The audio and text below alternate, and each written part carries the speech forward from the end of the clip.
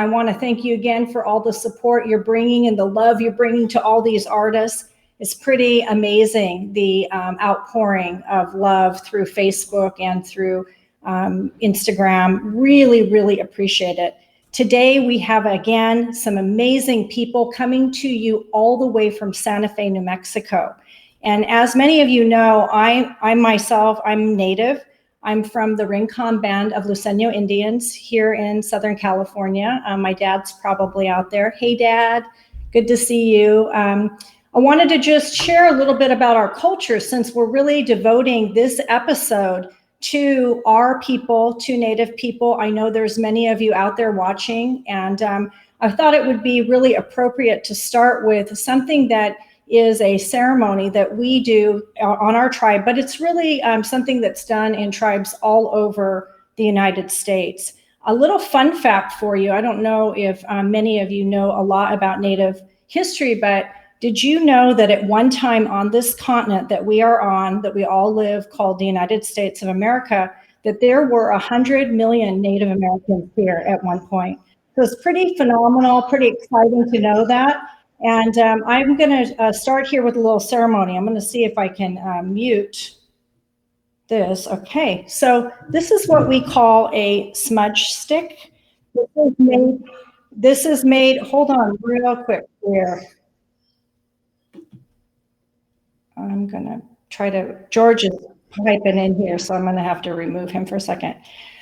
So this is made of white sage. This particular smudge stick comes from a neighboring tribe, but it's also Luiseño, out of Pechanga. This was given to me by Myra Maciel, who is their cultural person over there, who heads up the art and culture. She's also an archaeologist. But this is what we use to purify. And this is a very sacred ceremony. Normally we use an abalone shell or something that we can actually put out the smudge afterwards. And then we traditionally use a feather. Some tribes use cedar, some tribes use tobacco, but we use sage. So I thought it would be appropriate to just show you this. This is not traditional. This is a Bic lighter, but you know, we're in the modern times. So we just simply are going to light this here. And while I'm lighting this, I'm going to just say a little prayer for the show and for all of you out there. So I'm just going to say, Creator, I just pray your blessing on all the people watching, on the people who are going to be on the show, that you would bless every one of these folks here, and that we would prevail through this difficult time. May your spirit, the great spirit that encompasses all, may it come into all of our lives and bless us. So I'm going to just sage myself first. You can see I like to bring it all over me. I normally do this in the doorways of my house to purify. And then I'm going to be saging you folks too. So there's some sage coming your way virtually to give you a blessing from the Great Spirit. So that I thought would be a really nice way to start the show today. And let's see what we've got here. Oh, that is our saging ceremony. So I want to start first with introducing our guest, George Rivera. George is an internationally acclaimed sculptor right out of Sante Fe, New Mexico. He is also involved very much in his tribe. So he was the governor, or what we would call the chief of the tribe there. And so now he's really involved in art and culture. So I'm going to see if I can bring him on. Let me see if I can mute. And let's see if I can get George. I think I lost George. Let's see if I can get George back on here. In the meantime, let me see here if I can share a little bit about George's work here. Maybe.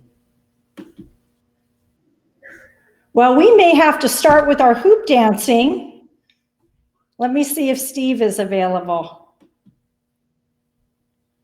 Actually, we have to kind of roll with this. Steve, are you able to come on the show now?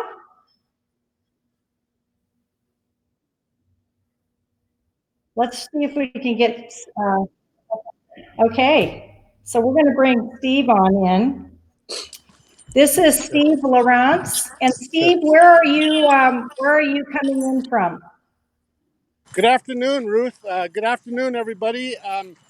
My name is Steve LaRance, and that's my wife, Marion, you're looking at right now. Trying to film. Hi, guys. How do you sit? Just do it, turn it around like this.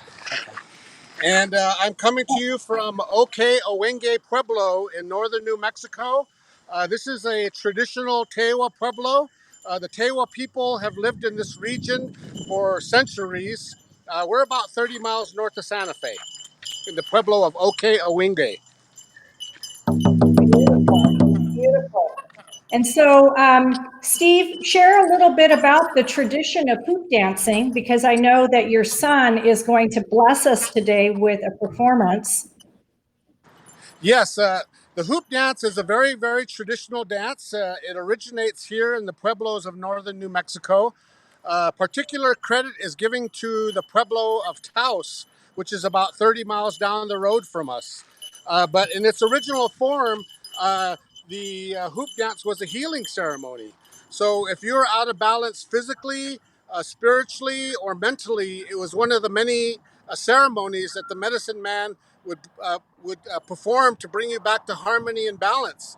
And in today's unusual circumstances with the coronavirus, this dance is very, very appropriate. It's a healing dance. It reminds us about the circle of life. It reminds us about all the beautiful elements that Mother Earth has gifted us through her creation. And so during Nakotah's performance, you'll see him weave his hoops into many different designs found in nature. So look for these designs. But as I mentioned, the hoop or the circle is a very important symbol for many cultures throughout the world. And in particular, the hoop or the circle is very representative of the Native American beliefs of the circle of life. So the hoop or the hoop dance represents all of these beautiful things. It represents the seasons. It represents spring, summer, fall, winter, and you come full circle to spring again. It represents the dualities of life. It represents male and female, night and day, life and death. It also represents many, many things. So during the hoop dance, you'll see Nakotah weave his designs into many different designs found in nature. So look for these designs. Look for the eagle. The eagle feathers and the eagle carries our prayers and our spirits up to the higher powers. Look for the butterfly. The butterfly design represents all the insects of the world, the ants, the crickets, the butterflies. Look for a design in this performance called the Ladder of Life. The Ladder of Life design represents all our journey here on Earth as an infant, as a young person, as a child, as a teenager, an adult, and an elder. The Ladder of Life design represents our journey here on Earth. There's other designs that he'll be sharing with you as well. Look for these designs. Look for the Avanu, or what we call the water serpent design. The water serpent is a mythological figure here in the Southwest, in the Pueblos, and we believe the water serpent also carries our prayers to the higher powers for water and for prosperity through growth of our agriculture, corn, beans, and squash, the three sisters.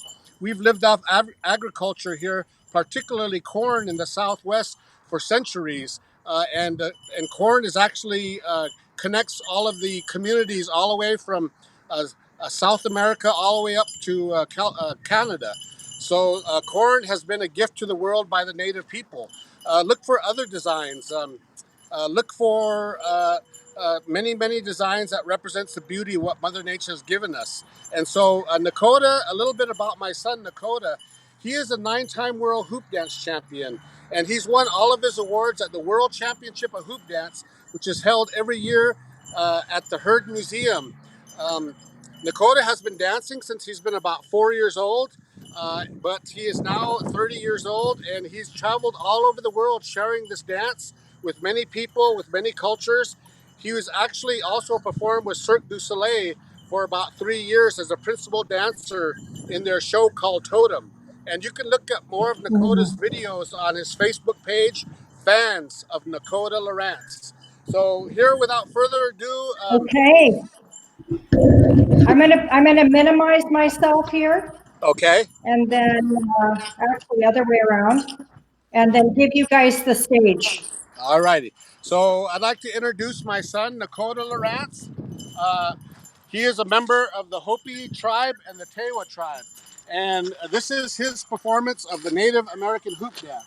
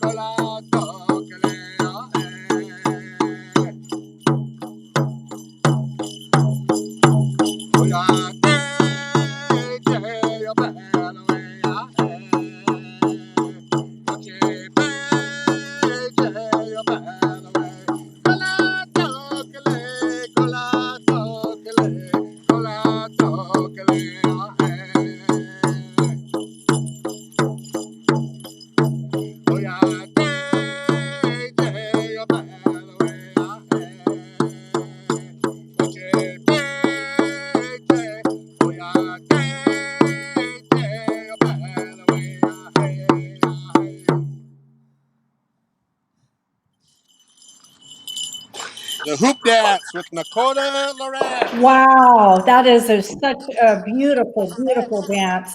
I could feel the healing coming through. And I know the feed, the people here are saying, thank you so much for sharing that. You're It's very welcome. needed. We had a special appearance. We had a special appearance by my dog. His name is Quafore. And what does But we that also mean? would like to we'd also like to mention to everybody out there that Nakotah has always been giving back to the community through this dance. He performs at a lot of schools. He performs at a lot of senior citizens' homes, nursing homes. But we have this youth organization that Nakotah is the master instructor for this youth organization. And the youth organization is called the Lightning Boy Foundation. And I am the co-chair of this youth Native American youth organization, along with Felicia Rivera, who is George's wife. And we've had this group together for over 6 years. But what we try to do through this organization is empower our youth through song, art, and dance, and particularly the Native American hoop dance. A lot of the songs that we sing also are done in the Tewa language, which is the language primarily of many of our young dancers, but we do have other dancers from different tribes. And so through the Lightning Boy Foundation, we try to encourage and empower our Native youth through traditional song and dance, particularly the hoop dance. And you can find us on our website, www.lightningboyfoundation.com. And we also have a Facebook page, the Lightning Boy Foundation, as well. So if you would like to support our mission of supporting our Native youth in this world, please look at our page. And if you'd like to make a kind donation to our organization, we would greatly appreciate it. That's wonderful. Well, we definitely will at Exclusive Collections. And I know I've been to one of your events in Santa Fe.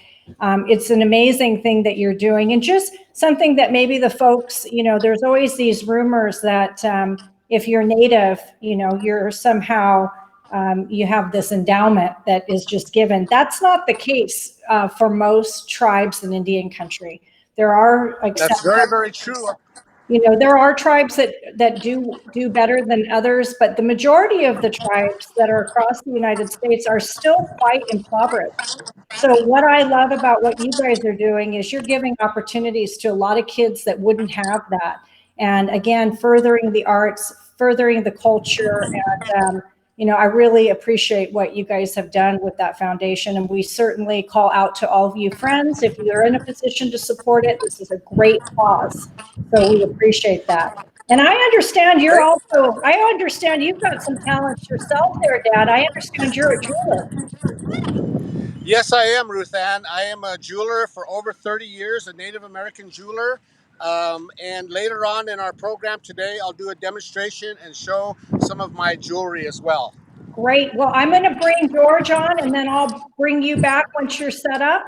And that would be a real treat for us because, as they say, the apple doesn't fall far from the tree. So you guys have a very talented family there. Thank you, Ruth-Ann, and we'll talk to you in a few more minutes. Okay, we sure will. And let me bring these guys down. I'm getting used to this technology. Was that amazing or what? I mean, that is just all talent. I say don't try that at home. Even if you have a couple hula hoops, it's not that easy. It's very tricky. But the next guest is a very important sculptor. I think I started mentioning him when we thought he'd come on first, and that is George Rivera.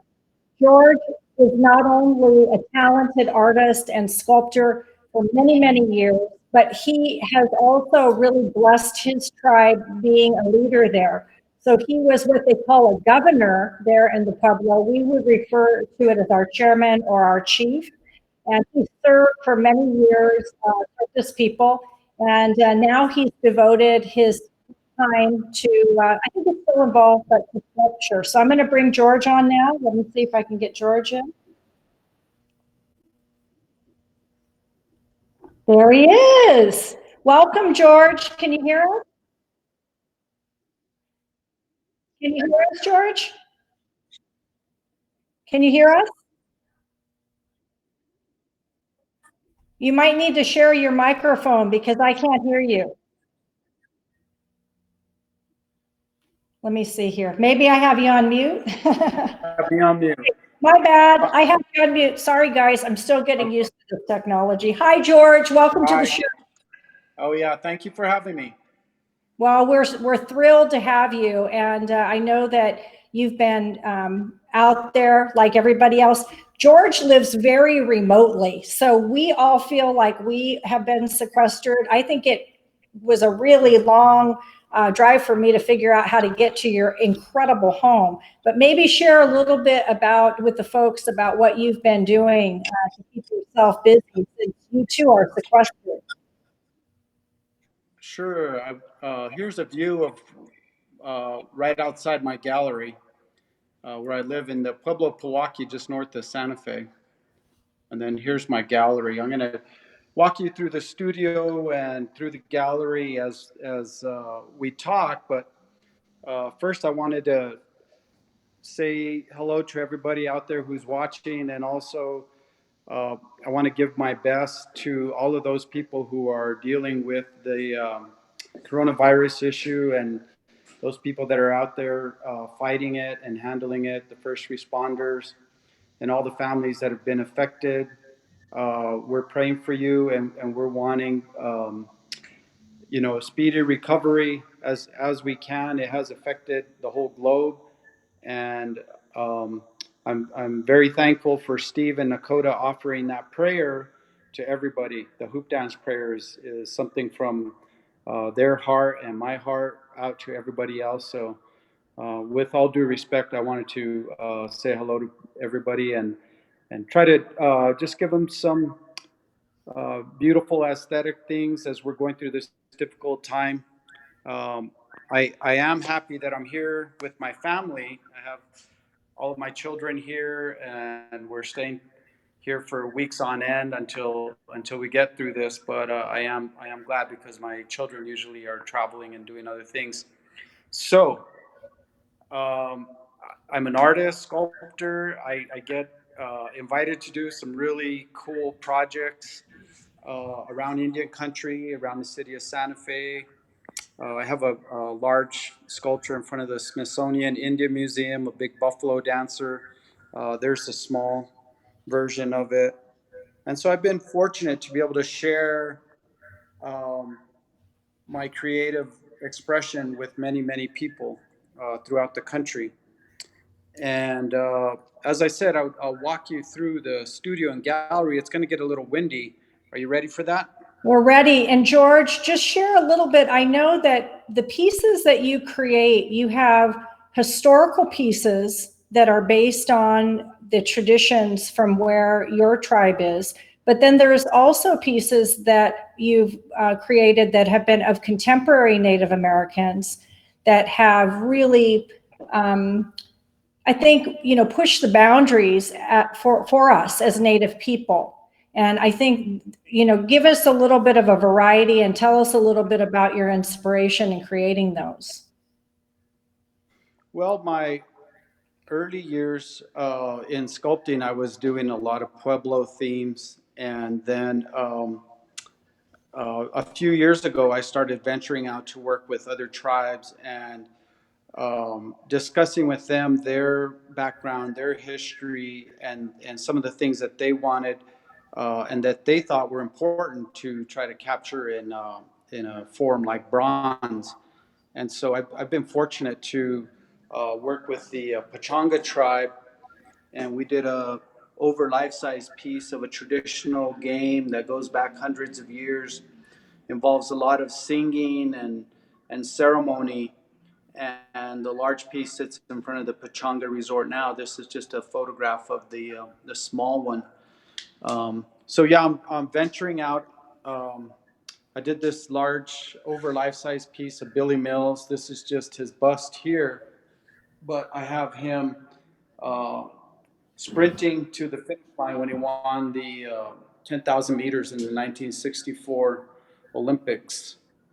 I'm working with the Pueblo of Pojoaque in the city of Sante Fe to do this sculpture of two Pueblo Revolt messengers, which were ultramarathoners that ran from Pojoaque Pueblo throughout the Sante Fe area, and they were carrying a knotted cord and they were carrying this message to all the different pueblos in the area, but they were never told what that cord meant.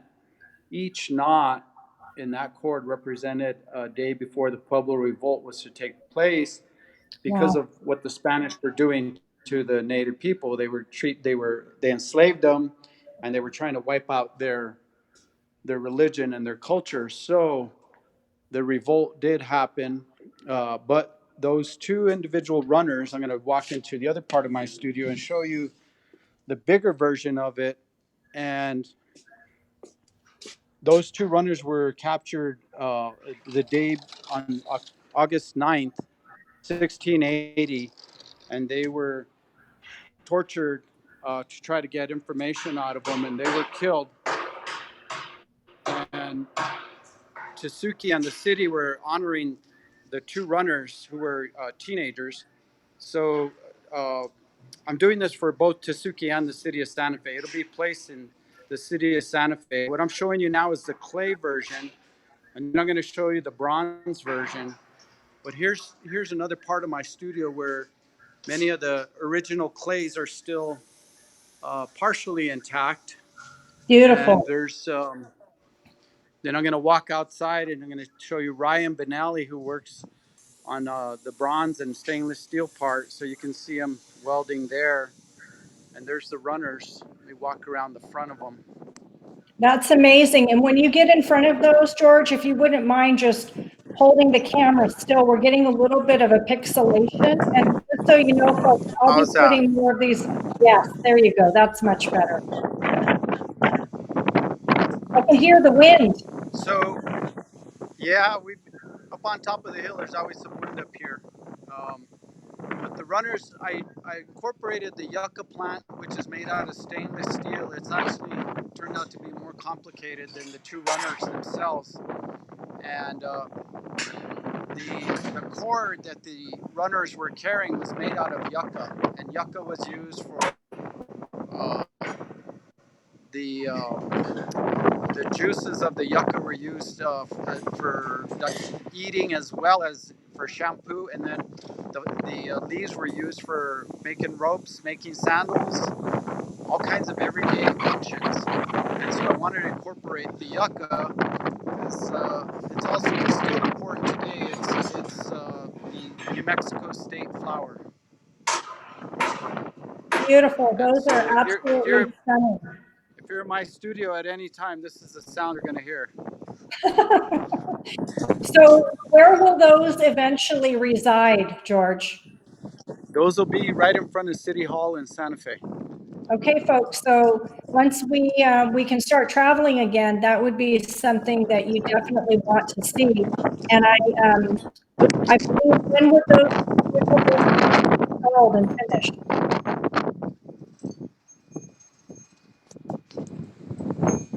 Could you hear me, George? I think he may not be able to hear me because of the wind. Those are really impressive pieces. And keep in mind, when a sculpture is done like this, folks, for those of you who have not actually been able to see a sculpture from the beginning to the end, it is quite the tedious process. It starts out with the clay, and then from the clay, there has to be a mold made, and then wax has to be poured in, and it's a very time-consuming, tedious art form. That's why you don't see as many sculptors as you see painters out there.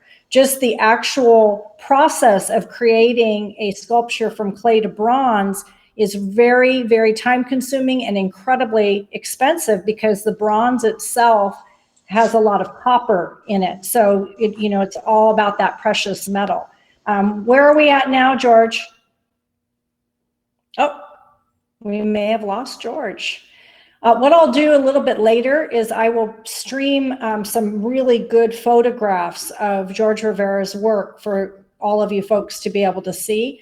And then I will also, I think he does have a website, and I think he may be coming back. Here he is. Okay, let's bring him back. Lost there. There we are. We've got you back. I'm back. I'm going to minimize myself here. Okay. So this is a painting in my studio of my son, Valentino, the hoop dancer, who was taught by Nakotah and Steve how to dance, and he just loved it. He is the reason we have the Lightning Boy Foundation. He passed away in 2016, and we honored him by continuing to teach the youth hoop dancing. And Nakotah and Steve have been very generous in helping the kids move forward and learning those traditions. Here's another little sculpture that I'm working on. It's a small version of Jim Thorpe doing the hurdles. Can you see that okay? Yeah, so if you stop for a second, then we get to really kind of zoom in and see it. Okay, yeah, we can see it. It's a little pixelated, but I'm going to put up some high resolution photographs a little bit later so people can see some of these works that you've done. But beautiful. All right, so we're And going to for go those back. of you who don't know who Jim Thorpe is, maybe you can share a little bit, George. I mean, most people know who that is, but not everyone. Yeah, Jim Thorpe was a Native American from Oklahoma. He's he's from the Sac-and-Fox tribe, and he won the Olympics in the early 1900s. And he was considered the greatest athlete in the world at the time, and still to this day is considered, if not one, number two greatest athletes ever lived. And we're really proud of him and everything that he accomplished. He went from everything to baseball, basketball, football, track, ballroom dancing, anything he tried, he was uh, really excellent and one of the world's best athletes ever. So I wanted to do a piece of him just just to acknowledge really all the things that he had accomplished. And I know there's a Hall of Fame for him and everything in Oklahoma. Um, but me as a sculptor, I wanted to. It's always a challenge for me to try to take on one of these famous people and try to do the piece justice. And I'm hoping to give a copy of it to his tribe so that they could also be proud of owning a sculpture of him as well. That's awesome. Well, speaking of that, I know you primarily are focusing these days on public work, public installation work for tribes and for government, and you're very famous for that. Do you have pieces that collectors like myself can enjoy? Yeah, so you're looking at one right now. This is what I call the Great Horse, and what I'm portraying is the first Native American on horseback, which would have been in our area. Um, the Pueblos, when they had the Pueblo Revolt, one of the victories that they have out of that is getting the horse. And so that's when the horse got widely distributed throughout the west, the southwest, and then the whole west. So the tribes got the bulk of their horses as a result of the Pueblo Revolt. And so Beautiful.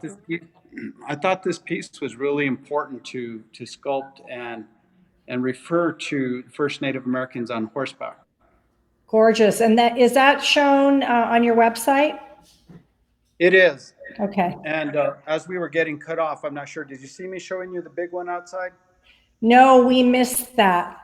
So this is Okay. what we would call the maquette of the, Yeah. it's beyond life size, that piece outside, right? It's a monument size. Yeah. It's 21 feet tall. Wow. Let me just before I Impressive. get windy, before it gets really windy, I can just show you it to you right Okay, there. let's see up that. there? I've been out there, folks, and it is most impressive. It's really one of those pieces that takes your breath away. Let me see if the wind will treat me right this time. But yeah, you can see right over his belly, and then looking up under the horse and the man. The man is on a 12-foot scale himself, and the horse is rearing up, and the top of his head is 21 feet. How on earth did you cast that? Oh, just piece by piece. And then one of the things that a lot of people always ask, how does it stand on one leg? Well, there's a lot of stainless steel that's put into the piece. It's called the structure. So that's stainless steel, marine grade. And we also have a Beautiful. stainless steel shield that has a coat of arms from Spain. So it shows part of the Pueblo Revolt event. It shows the 1680 down on the shield, and we've got the story told that when the Pueblos revolted, they got the horses, and even though the Spanish lost the revolt, 13 years later they returned, but things were better for the Pueblos when they returned, because you had little bit more understanding and willingness to let the tribes retain their culture and not try to wipe it out. Beautiful.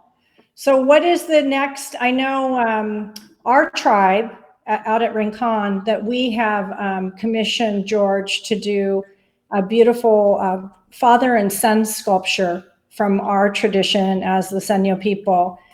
So we're pretty excited about that. I don't want to give it away because a lot of you are close enough here in San Diego that once we do have that completed, I'll make sure you get an invitation for the unveiling of that. But beyond our upcoming commission, what other things do you have in the works that maybe you can share with us? Well, I do have another one in California that is similar to yours. I can't talk about what the subject Okay. matter is, but I do have another one for a neighboring tribe over there that I've actually sculpted out the maquette. But with the shutdown of everything, we're in a holding pattern right now on that one. But it has been sculpted out, and I can't wait till we can get beyond this point and to move forward with the project for Rincon and this other project, so that people can get back to their regular life. And then also I think the tribes are at a point where in their development and cultural preservation efforts, I'm able to interact and do a lot of work that's beneficial to them. And I was really impressed when I was out in Southern California and visiting the tribes, especially recently visiting your tribe there, with everything that you have done to promote the culture and take care of your people. That's really important. I mean, making money is one thing, but taking care of your community is the most important thing. So I really take my hat off to the tribes that are doing that, taking care of their people. It's true. And by the way, folks, for any of you that are here in Southern California or you're traveling at some point, stop by Pichanga and take a look at the most incredible sculpture right as you come into Valet. George did a beautiful, how many people were in that life size? 13 figures over life size. It's most impressive. And it is really, go ahead. Took about 2 years. I'll show you the picture of it again. So that's a game, that's a traditional Luiseño Kumeyaay game that's played during certain festivals, certain times of year, and it's called Peon. And we call it the first gambling game. So we've had gaming in our blood for a really long time. And George, you did such a beautiful job of just the interconnection with the eyes of the different people. And really, you just have to see it in person, folks. It's amazing. Yeah, thank you. And I was really honored. To be the sculptor of that piece, because it's such an important subject matter.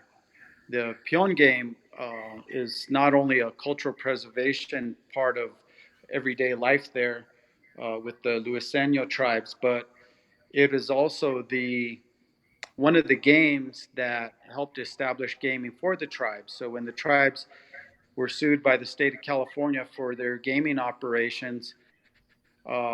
This peon game and other traditional games were referred to in the Supreme Court as part of their tradition, and that the tribes have always had gaming. And so that was part of the victory for the tribes in California with the gaming lawsuit, was this particular game. So I'm just really proud to be part of that aspect of it as well, the cultural preservation part, but also the legal part that came, and then the economic development that followed with it.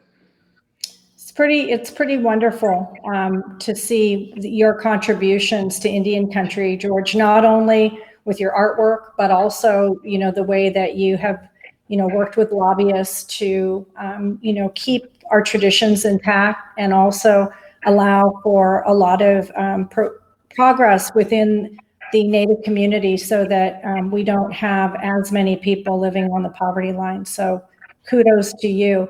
Anything you'd like to share with the folks as far as just staying inspired during this time? How do you stay centered and grounded when you can no longer go outside and have interaction with other family members, your tribe, all of those types of things? Well, for one thing, I live in a really nice area, and I'm blessed to be able to have these acres around me to go out and bike and exercise, and but most important, I have my family here.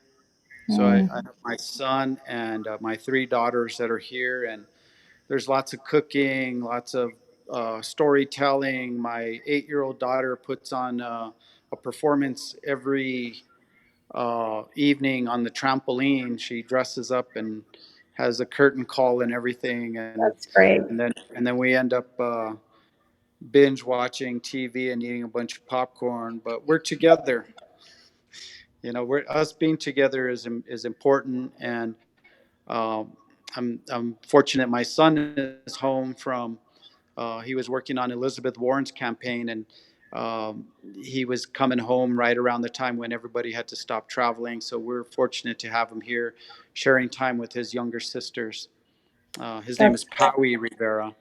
And then my daughter, Poqueen Rivera, she works for the governor of New Mexico. So she's on the phone every day, trying to coordinate help for the people that are affected by the virus. And just helping the state of New Mexico get through this. And then again, my 8-year-old daughter, she's doing her homework, and my youngest daughter is learning her traditional language. She knows all her body parts now, and she can't speak 100%, but she can say words. But she sure knows everything in her language, in the traditional language. So we're really proud of her. That's great. Yeah. Wonderful. Well, so family folks, is important. I'm so glad, George, you've been on the show. I mean, people, it's really amazing to see what you're bringing forth in the art world and the traditions. And if you get a chance, folks, go to George's website. It's George Rivera, I believe, .com. Is that correct? GeorgeRiveraStudio.com. Okay, GeorgeRiveraStudio.com. We will also be putting up photos on Facebook to show you some of the work, so you can see it a little bit more clear. But I'll look forward to seeing you here, George, once all of this blows over, and then we'll have you back out here to Rincon, to Southern California. So thanks again for being on the show. Blessings to you and your amazing family. We really appreciate it. Well, thank you, Ruth-Ann, and the same to your family and your tribe, and to everybody out there. Once again, Steve's and Nakotah's dance was not just a performance; it's a prayer for everyone, and so we are praying for everybody and their health during this difficult time. Thank you, Ruth-Ann. Thank you so much, George. Okay, so we got a little extra treat for you. I wasn't sure if Steve was going to be able to show us. I mean, gets pretty tempting for me. I like myself some nice jewelry, especially Native American. So let's bring Steve in, and we'll finish the show and let him show us some of his beautiful jewelry here. We brought you back. Let's see if I can you hear us? Yes, I can hear you.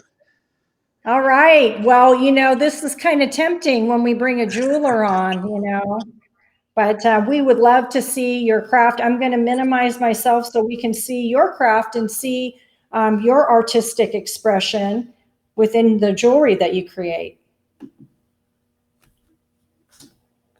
So show us what you've got there and tell us a little bit about your inspiration. Uh-oh, I can't hear him again. Let me try it again. Can you hear me now? I can hear you. Can you hear me? Okay, perfect. We can hear you now. Perfect. Okay.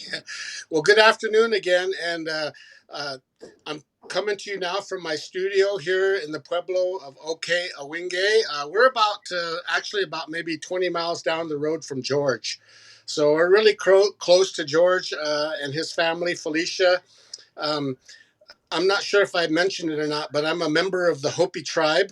I'm originally from Arizona, from the village of Munkapi, which is near a community called Tuba City, which probably everybody knows more than my Hopi village. But I grew up, I was raised on the Hopi reservation in northern Arizona. I met my wife, Marian Denepaul, at the Institute of American Indian Arts here in Santa Fe about in the early 80s. We've been married for almost 30 years now. But we moved back to New Mexico. After we got married, we moved to Arizona and we lived out there for a number of years. We raised our family out there. And about 9 years ago, we moved back here to the Pueblo of Pojoaque. And George has always been a close friend to my wife and I through various functions that we participated in. And we all went to school at the Institute of American Indian Arts. But after we moved back to northern New Mexico, we reacquainted again with George and his family. And our bond is so strong, creating all of these opportunities for our young Native youth. As George mentioned, his young son, Valentino Rivera, was one of our first hoop dance students. And this little boy was just a bottle of energy. We love him and miss him so much, but he is the inspiration of us continuing his love of dance, music, and art through the Lightning Boy Foundation. Well, I had the opportunity to go out. I'm doing a series called Art of the City. As this is live, but we actually are going from city to city, capturing some of the great artists. And I had the great honor to interview George. So I have the whole story. Pretty soon, all the viewers will be able to see his story live. Yeah. Well, that's great. I can't just say enough how influential George and his wife Felicia have been in creating these opportunities for our Native youth. And Nakotah and I and the rest of my family are just happy to be part of empowering our Native youth here in northern New Mexico. But That's awesome. I'm a jeweler. I've been a jeweler for over 30 years. My work can be found in many galleries throughout the world and many public and private collections. In fact, Felicia and George have a number of my pieces as well. But I do a very traditional style of jewelry, a Native American style. It's called tufa cast jewelry.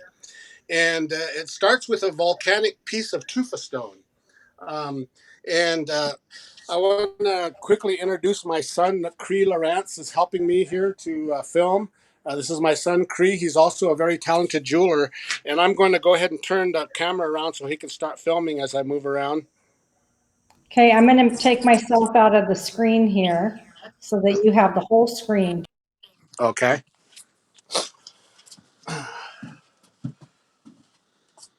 So this is, I'm coming to you from my studio. My studio is more of a smaller jeweler's workshop area.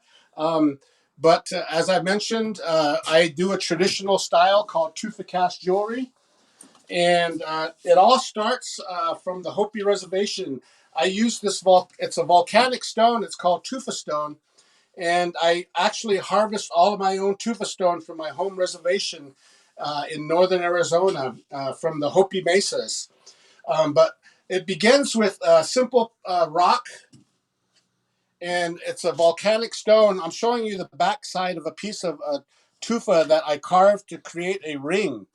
But so basically, tufa is the volcanic ash that results from a volcanic explosion. The ash that hangs in the air eventually settles somewhere depending on where the trade winds blow it. And over time, it's compacted down by other geological layers into this white stone called tufa stone. So basically, this is volcanic ash. And what I do is I dig about maybe 2 feet into the ground to reach the tufa bed. Once I dig out all of my tufa, I put it on the side of my studio for about 2 or 3 months so all the moisture can evaporate from it. And then I cut it into little blocks like this. And then after I cut them into little molds that I do, then I start carving designs into this tufa stone using some of the tools that you see here. I use a lot of old dental tools and scribes and things of that nature.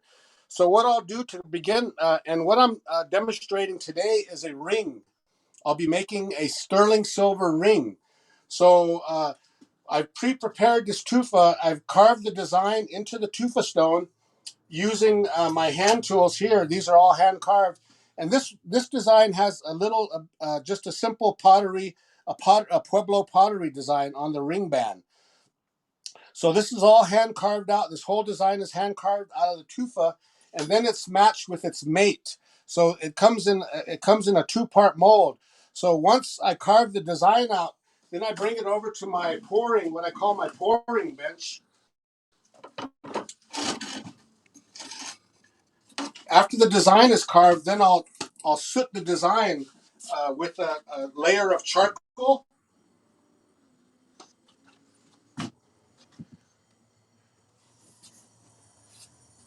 So you can see I've put a layer of charcoal on the design. And so I'll do that with the back piece as well.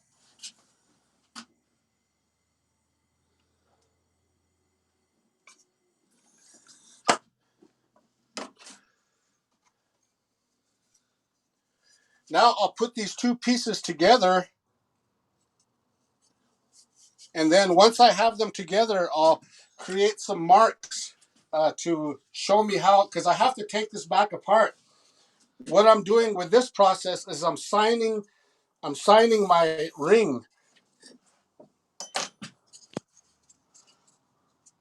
So once I pull them apart, I have a little blank there where I can see where I can put my signature on my artistic piece. And I always put my tribal designation. I always put Hopi on there.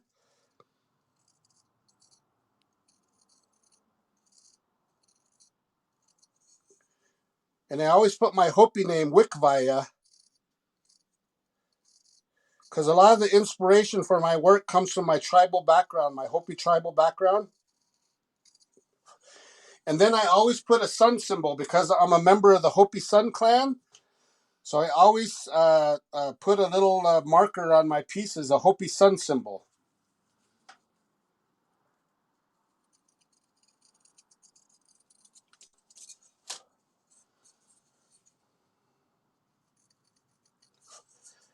So when you come to Arizona and New Mexico, often you'll see this sun symbol. It's a very prominent symbol found at many tribal sites.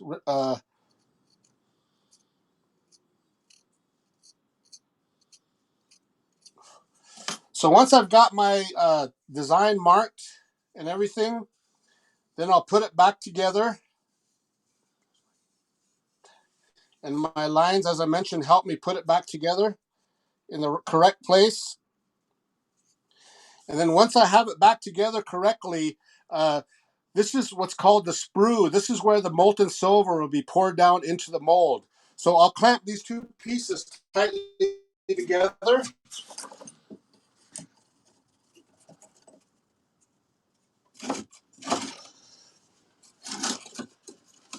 And then I'll set it on my fire bricks. I like to use sterling silver. I like to use what's called casting grain. So this is sterling silver, and it's made by the jewelry companies, and it's already got a chemical in it to help it flow once I get it heated up and in its molten state.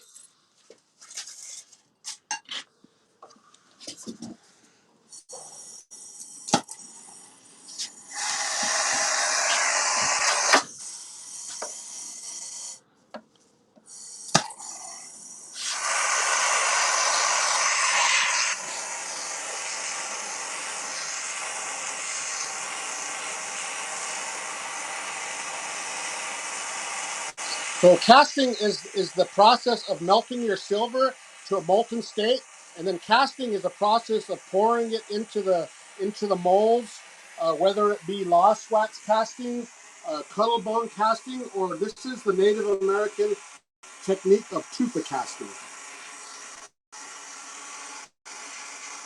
You don't really see this process, this jewelry, out in the general public that much. It's mostly known as a Native American technique. So you don't see a lot of this style of jewelry out in the general public at jewelry stores or anything. Normally you'll see a lot of this jewelry at Native American museums or Native American art shows.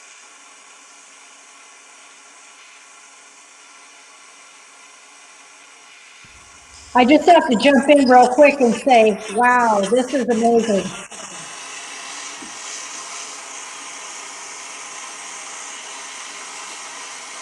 So as you see, I've got my ring mold set up there, and we're heating up the metal, the silver.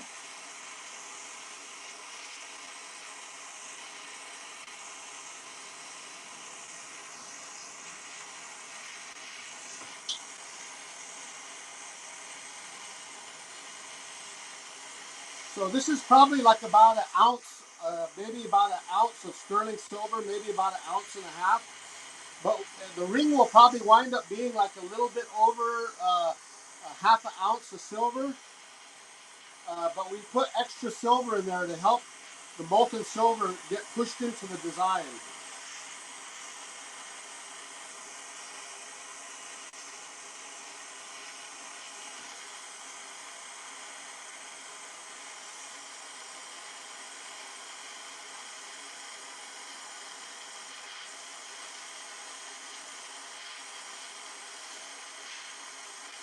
So I'm using an acetylene torch to heat up my metal. And you can see it's starting to congeal a little bit. And this is a crucible I'm using. It's a ceramic crucible. But you can see that the metal is starting to melt.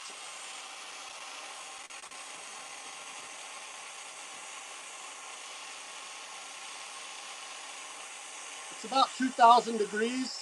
That's pretty darn hot. You can see all the little pebbles, all the little shot have congealed into a pool of molten silver.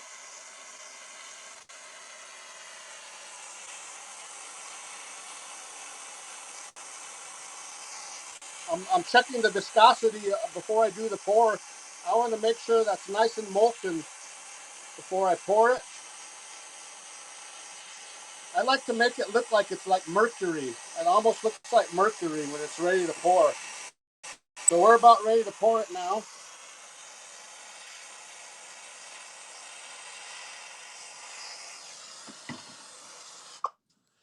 So we've poured it into the mold, and it instantly begins cooling off, as you can see. It's turning from a bright orange to a gray as it cools. So I'm going to take the clamp off. And let's cross our fingers, hoping we get a good pour. And we do have a good pour all the way down to the end of the mold. You can see that it broke the design of my signature on the back. And as I take the piece out, this is such a delicate stone, it breaks up the design because there's a lot of detail carving. And you can see that I can make a mark on this tufa stone real easily.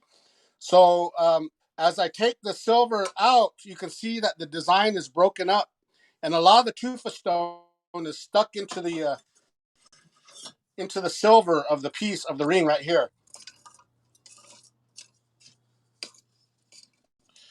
So that's still pretty hot. So what I'll do is I'll bring it over here to my water, and then I'll put it in the water to cool it off.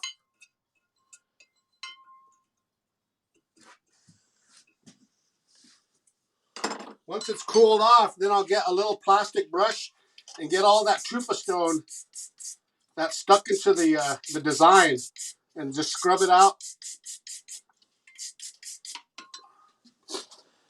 And then this is the finished pour. This is sterling silver. It's not polished. What I'll do next is I'll use a jeweler's saw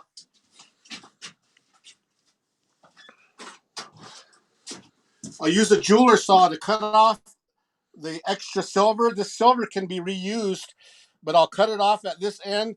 Then I'll clean all the designs out. Everything is cast flat. But once everything is done, and what I did ahead of time is I created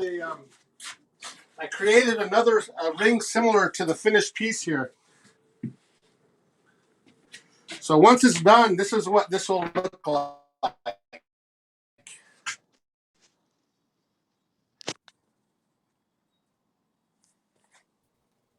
Wow, That's about that's a size really 10. amazing. It's a little bit snug on me, but it's about a size, maybe about a 9.5. Beautiful. That is absolutely beautiful. Dad, if you're watching, I know you love jewelry. So Here's a on new my piece for table, you. here, I've got some examples of my jewelry. Oops. These are some earrings that I've done. These are probably about the size of a $50. And then I have some earrings here about the size of a quarter there. Here's some black onyx rings that I've created. We do a lot of, so you can see the tufa design on the ring there. And then this one has a set stone in it, a black onyx.